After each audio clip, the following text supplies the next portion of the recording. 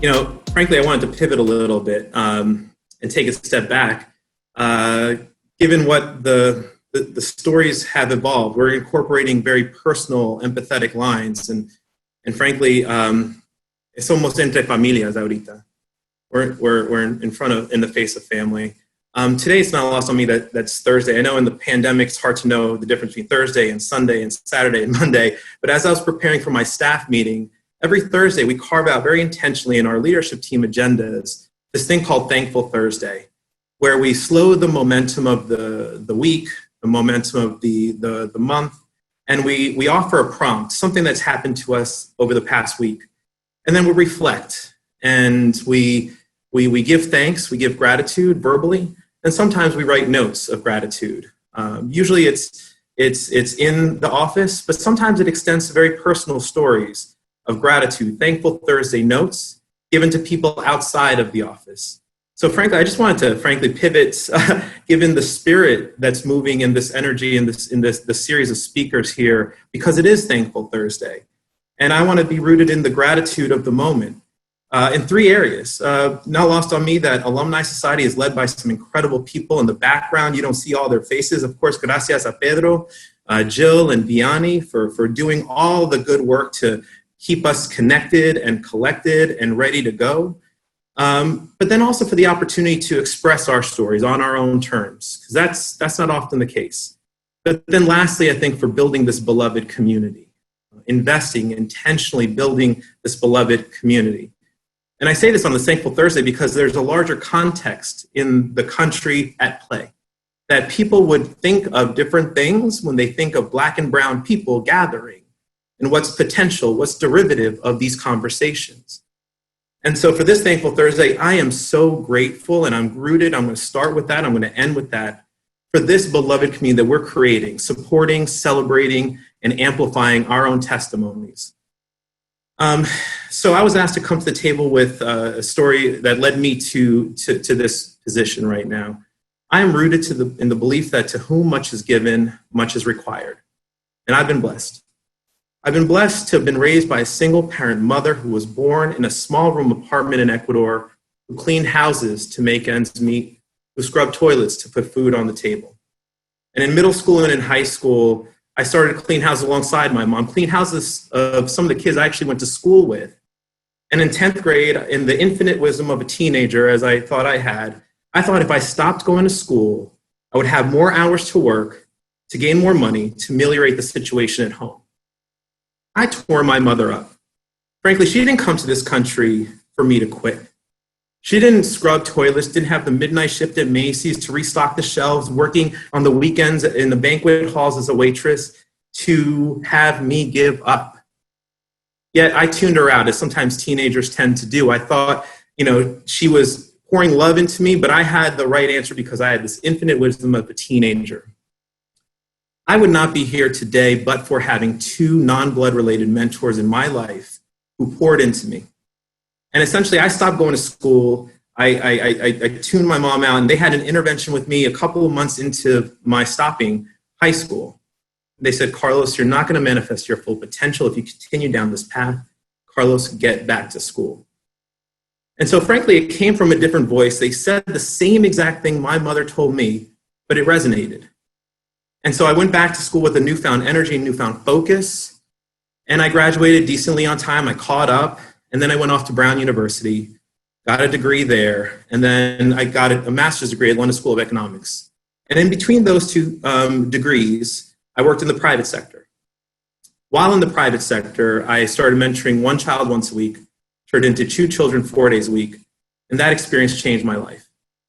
I met Aljamir Henderson when he was in middle school. Little did I know what Aljamir would mean to my professional life and frankly, my personal life.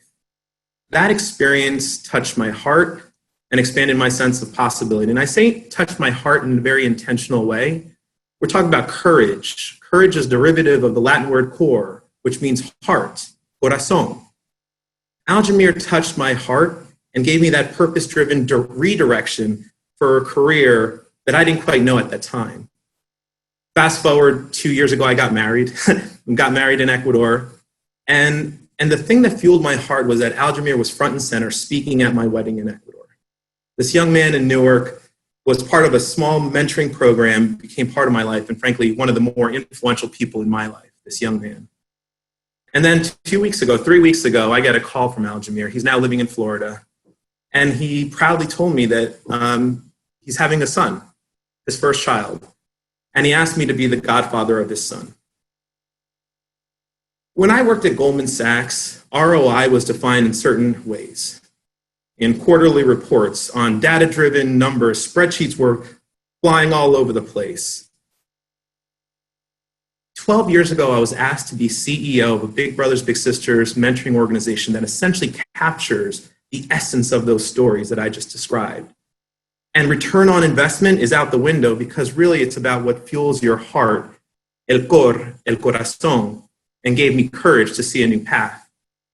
So 12 years ago, we were starting an organization that would essentially close its doors in Newark, serving Jersey City as well. We had no money in the bank, and they sold me on the dream, but they really tapped into the potential that every single child in our communities, in places like Elizabeth, in places like Newark, in places like Jersey City, were able to manifest, but for having positive, regular, loving, caring people in their lives through mentorship. And so fueled by that belief that, frankly, it's not just an academic exercise, that we all are here today in this Zoom environment, this beloved community, because we've arrived because people saw something in us at a point in time where we may not have seen it in ourselves. And so this is a platform, frankly, to allow us to take stock in those blessings and for me to be able to be an engine to manifest that in impactful, tangible ways in our community. And so to whom much is given, much is required. We've all been blessed. And so for me, my call to action is a simple one. And actually, I'm gonna deviate a little bit because I deviated to start. Vianney, I'm sorry, but I'm gonna say two things. Today's Thankful Thursday. If we give a moment of respite today on this Thankful Thursday, if we could think back to a mentor who saw something in us, who pushed us down the right way, or opened up a door, perhaps you write them a note of gratitude in a Thankful Thursday spirit. It can be a simple note of gratitude. It can come out of the blue. But frankly, in this moment of social distance, in this moment of human disconnection, moments like that can offer a happiness to one's heart and encourage, positive ripple effects in their own lives. We don't know what people are going through right now in social distancing world, especially for our communities and our families. There's so many isolating moments that those moments could be a happy welcome lift up for the day. So if you have a mentor, perhaps give them a moment of gratitude and a Thankful Thursday. And then secondly, in reflection of the mentors that you've had in your life, please consider mentoring someone in your space. There are children in your community, I guarantee you. Big Brothers Big Sisters is a national platform, but there are many other great organizations around the country that can capture your interest and be intentional and focused and data-driven to help you manifest that good intention in the life of children in your own community. And if it's not children, then perhaps someone in your organization that you just walk by every single day, that you see potential in, you just need to invest a little bit more on a regular basis to manifest their full potential in the office space. So please consider becoming a mentor however it's best suited for you.